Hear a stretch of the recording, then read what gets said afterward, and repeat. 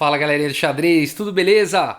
Pessoal, seguimos aqui com o match do século, né? Do século XX, o match histórico entre o Boris Spassky e o Robert James Fischer. O então campeão mundial Boris Spassky sendo aqui desafiado por Bob Fischer, né? Bob Fischer perdeu aí a primeira rodada do match, um lance histórico lá de bispo toma em H2, o bispo acabou ficando preso e ele perdeu aquele final. E a segunda rodada também foi polêmica. O Bob Fischer chegou lá, estava cheio de câmeras, televisão, mídia em cima ali do tabuleiro, ali no palco e tal, para ver eles jogando e tal. Ele se recusou a jogar sob aquelas condições e ele abandonou, né? A partida número 2, então, ele simplesmente falou que não ia jogar naquelas condições. Então 2-0 para o Spassky, simples assim. E a terceira rodada ele falou que também não ia jogar, com câmeras, com tudo mais, ele não ia jogar, ele desistiu simplesmente do Mundial, falou assim, dessas condições eu não quero. E o Spassky, um dos maiores gentlemen da história aí do xadrez, disse, não, tudo bem, como é que você quer? A câmera te atrapalha? Vamos jogar lá no fundo, sem câmera, na salinha ali e tal, tranquilo. Talvez, dizem alguns, o maior erro da vida de Spassky, um erro psicológico, talvez uma jogada psicológica de Bob Fischer, talvez não, enfim, já começa a polêmica aí a partir daí, né? É um match realmente polêmico.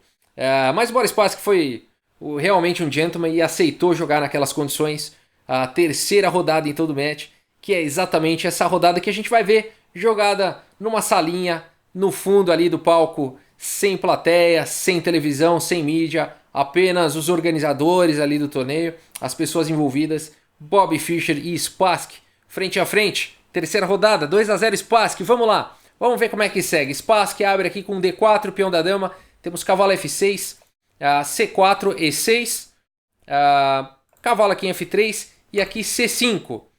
E depois de D5, E toma em D5, C toma em D5 e D6, a gente tem a partida transposta aí para uma Benoni, em geral, né? Quando as brancas jogam aqui com D4 e C4 e as pretas jogam com C5. Com esse avanço então do peão transpôs para uma Benoni, e agora esse bispo não vai ficar para sempre aqui por trás desses peões, a gente já viu isso numa das partidas do Mikhail Tal, ele vai jogar em fianqueto, né? Cavalo C3 foi jogado, G6, cavalo D2, cavalo aqui de bem D7, E4, então esses dois cavalos dando bastante suporte aqui aos peões centrais, bispo G7, bispo E2, roque e aqui torre E8. Bob Fischer colocando então pressão aqui no peão de E4. Dama C2 foi jogado e olha só o ponto focal aqui, né? De E4, 3 peças dando suporte, 2 ataques aqui do Bob Fischer. E aqui entra o famoso lance aqui do Bob Fischer nessa posição, o histórico lance cavalo H5. Né? Esse lance aqui abrindo o caminho aqui para a dama, abrindo a diagonal do bispo, melhorando a atividade do bispo. Mas é um lance assim, você realmente tem que ser um jogador muito corajoso para jogar aqui o cavalo em H5 na cara aqui do bispo, com a oportunidade aqui de dobrar peões na coluna H, né? De desmantelar realmente aí a estrutura de peões em torno do rei. Bob Fischer, corajoso demais, um gênio do xadrez. Cavalo H5, bispo toma em H5 foi jogado, G toma em H5 e agora cavalo em C4. Aqui o Boris Spassky vai batendo aqui no temático peão D6 da Benoni, que é o peão atrasado. Ele vira um alvo sempre na Benoni. Cavalo em E5, abrindo então uma defesa descoberta ao peão de D6, colocando o cavalo numa excelente casa, ameaçando então o cavalo aqui de C4. Cavalo em E3 foi jogado, o Spassky quer manter os cavalos aí no tabuleiro, esse cavalo aqui poderá vir para F5 no futuro, enfim, poderá trazer possibilidades, né? Aqui como a estrutura de peões do Fischer está desmantelada, é interessante que o Spassky mantenha as peças no tabuleiro para tentar algum tipo de ataque aqui contra o rei. Dama em H4 agora foi jogada aqui pelo Bob Fischer, colocando aí uma dama intimidando aqui, né, o rei adversário, colocando a dama já próxima ao rei, fazendo uma pressão aqui em E4, mais uma vez, né? Então tem um raio-x aqui em E4, tem a dama fazendo pressão em E4, apesar de que E4 está muito bem defendido. E também a ameaça aqui de cavalo G4, colocando pressão em H2 e quem sabe tendo a oportunidade de desdobrar peão, né?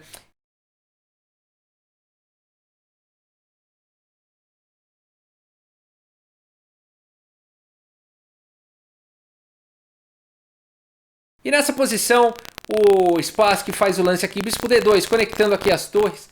Faz bastante sentido esse lance, no entanto, talvez F3 pudesse evitar aqui.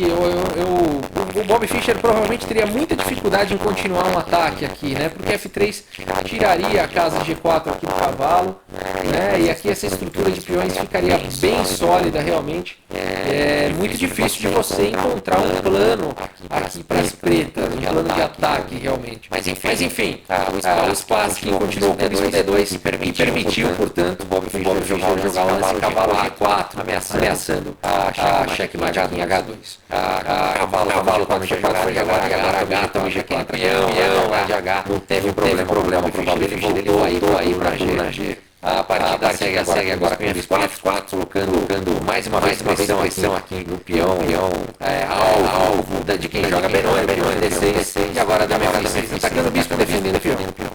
G3 foi jogado, defendendo o bispo, dando um respirinho aqui pro rei. Bispo D7, conectando as torres. A4, dando uma restringida aí na ala da dama. B6, segurando aqui o avanço de A5. A torre aqui de F em E1 e agora sim jogando A6. Torre aqui em E2, B5 e depois de torre de A em E1, dama G6, fazendo uma pressão aqui no peão, né? Esse peão aqui, se ele avançar, pode ocorrer troca de damas. B3 foi jogado. Torre aqui em E7, o Bobby Fischer também vai querer dobrar aí as torres na coluna E. E depois de dama D3, torre aqui, essa dama está fazendo pressão aqui em B5, né? São 3 ataques. Torre B8, portanto, defendendo aqui em B5. E depois de A toma em B5, A toma em B5 e B4 é a posição dos sonhos do Bobby Fischer. Por quê? Ele joga C4 e agora não existem mais ataques na ala da dama. A ala da dama está neutralizada, o centro está de certa forma neutralizada e o Bobby Fischer está prontinho para começar a melhorar aí essa posição. A posição dos sonhos para o Bobby Fischer. Dama D2, torre de B em E8, dobrando então as torres. E aqui torre E3, o Spassky não tem um plano, né? Não consegue evoluir na posição. E o Bobby Fischer vai melhorando a posição das suas peças. Aí H5, a torre de 3 em E2, o Spassky não tem nada a fazer a não ser ficar mexendo as torres aí para cima e para baixo. Rei H7, torre E3, e aqui o Bobby Fischer vai para uma jogada interessante. Ele joga Rei G8, volta o rei, e o Spassky joga torre de 3 em E2. O que está acontecendo no tabuleiro? O Fischer deu aquela testada, né? Será que o Spassky está repetindo o lance? E o Spassky respondeu, estou. O Spassky com 2 vitórias, uma vencida no tabuleiro e a outra por abandono do Fischer, ele não jogou a segunda rodada. E agora nessa terceira rodada o Spassky não se incomodaria com um empate. Mas mais do que isso, isso mostra pela primeira vez para o Fischer que pelo menos o empate ele já tem contra o campeão mundial. E, no entanto, essa posição está melhor para as negras. O Bobby Fischer deu aquela testada e já deu aquele domínio psicológico sobre o Spassky. Por quê? Ele não repete o lance e ele faz um lance diferente agora, o que quer dizer que ele não aceita o empate, né? E se ele não aceita o empate, ele está querendo dizer ao Spassky que ele acha que ele vai vencer essa partida. Uma jogada psicológica de efeito aqui. Bispo toma em C3, tirando o defensor aqui do peão G4 e agora está caindo um peão. Depois de dama toma C3, torre toma em E4. E aí, um monte de troca aqui no tabuleiro. Torre toma, torre toma, torre toma, dama toma aqui em E4. E a gente tem um final de bispos de cores opostas. Que costumam ser empate mesmo, às vezes com 1, 2 ou até 3 peões de diferença. Pode resultar no empate. No entanto, essa posição ela é peculiar, porque o Bobby Fischer tem a possibilidade aí de criar ameaças com esse peão passado, né? Não dá para capturar aqui em D6 agora, simplesmente dama toma aqui em D5, e seria uma posição muito complicada aqui para as brancas, completamente vencedora, tá? Aqui para as negras, por conta das ameaças nessa diagonal aqui, tá? O bispo vai vir aqui para C6, ó, o bispo aqui de D6 estaria ameaçado, né? Se jogasse o bispo F4, por exemplo, simplesmente dama D1 aqui com cheque, uma sequência de checkmate, bispo C6, F3, G toma F3, e aqui não tem o que fazer. Se rei fosse para H3, dama D7 aqui, a sequência de checkmate. Rei H4, dama G4, seria checkmate, tá? Então, não dá para fazer isso, né? O bispo não pode, então, depois de bispo... opa, vamos lá. Depois de dama, toma aqui em E4. Não dá para o bispo tomar aqui em D6. Por isso que o Spassky continua aqui com o bispo em H6. Agora é ele que está ameaçando checkmate aqui em G7. O Bobby Fischer tem que defender isso. Dama B6, atacando o bispo e defendendo a casa de G7. O bispo sai para C1.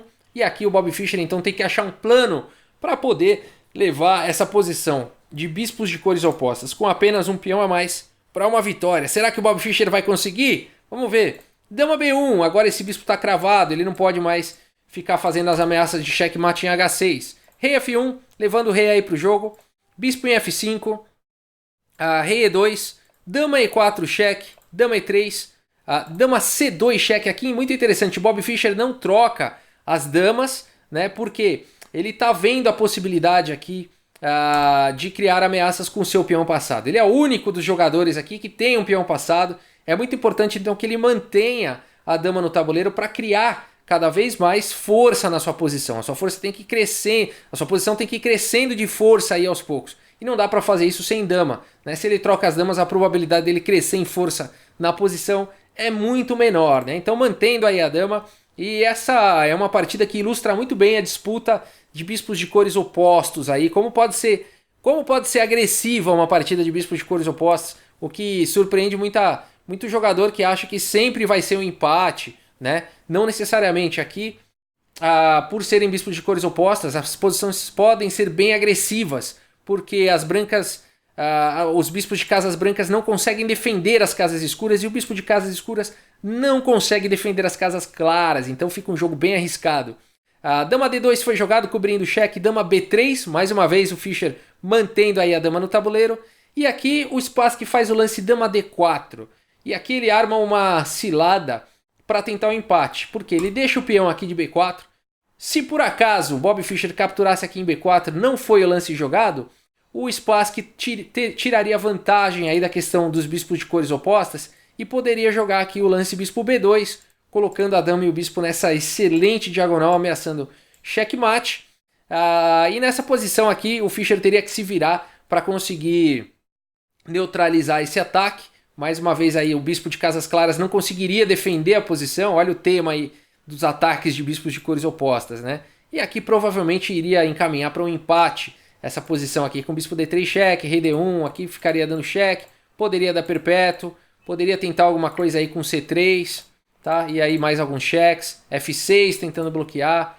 Enfim, aqui poderia ter uma sequência desse tipo, mas muito provavelmente seguiria para um empate, tá? Apesar de um peão a mais aqui sem as damas, o Bobby Fischer muito provavelmente não conseguiria encaminhar essa posição para uma vitória, tá? Então por isso que depois de dama D4, o Bobby Fischer não captura aqui em B4, não cai aí nessa cilada, não cai em mais uma cilada, né? Ele já caiu na primeira partida e aqui ele não cai novamente e joga o lance bispo D3 cheque, e agora sim o Spassky abandona a partida e o Fischer tem a primeira vitória da vida dele contra o Spassky. Isso significa muitas coisas.